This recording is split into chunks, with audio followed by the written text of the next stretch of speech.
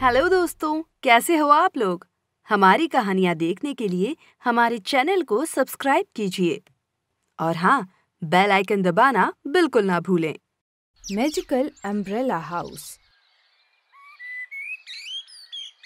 बंधनपुर नाम का गांव अपने मछली पकड़ने के व्यापार के लिए जाना जाता था।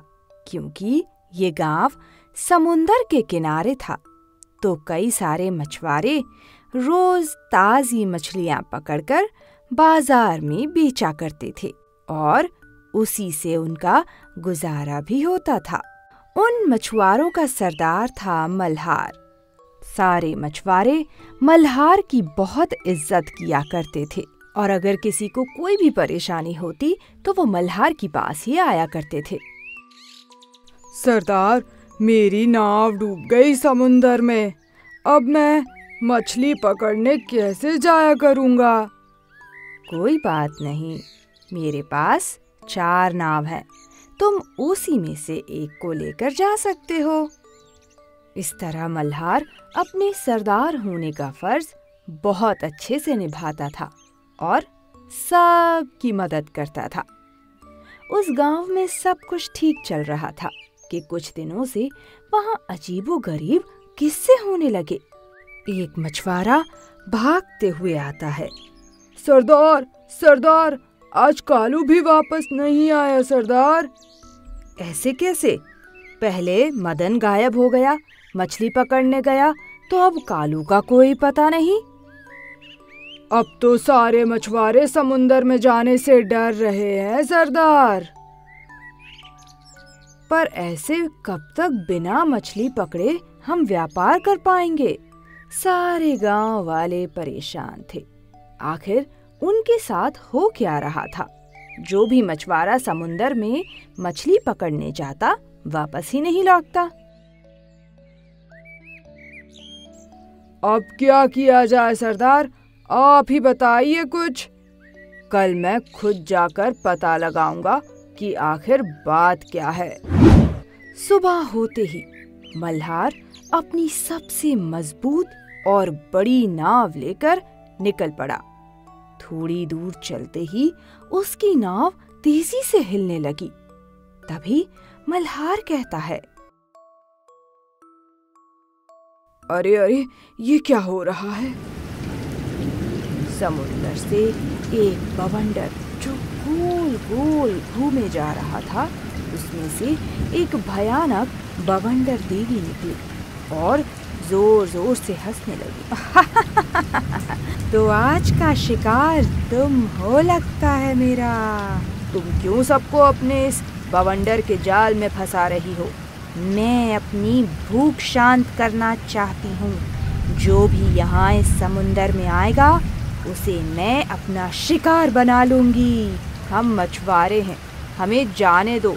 हम समुंदर में मछलियाँ नहीं पकड़ेंगे तो कमाएंगे क्या? वो मैं कुछ नहीं जानती। अब तुमने जितनी मछलियाँ पकड़ी हैं मुझे दे दो, नहीं तो तुम भी अपने साथियों की तरह मेरे बवंडर में फंस जाओगे, समझे?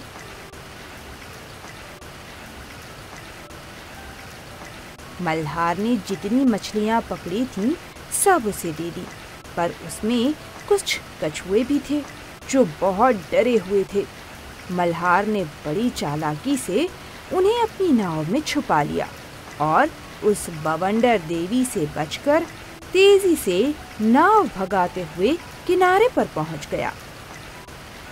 आज तो तुम बच गए, पर मैं किसी को नहीं छोड़ूंगी। मैं सारे गांव को अपने बवंडर में ले लूंगी, फिर देखती हूँ तुम कैसे बचते हो। मल्हार उन कछुओं को लेकर समुंदर के किनारे आकर सांस लेता है। हे भगवान, अब इस मुसीबत से कैसे बच पाएंगे? ये तो कल पूरे गांव को अपने बवंडर में ले लेगी।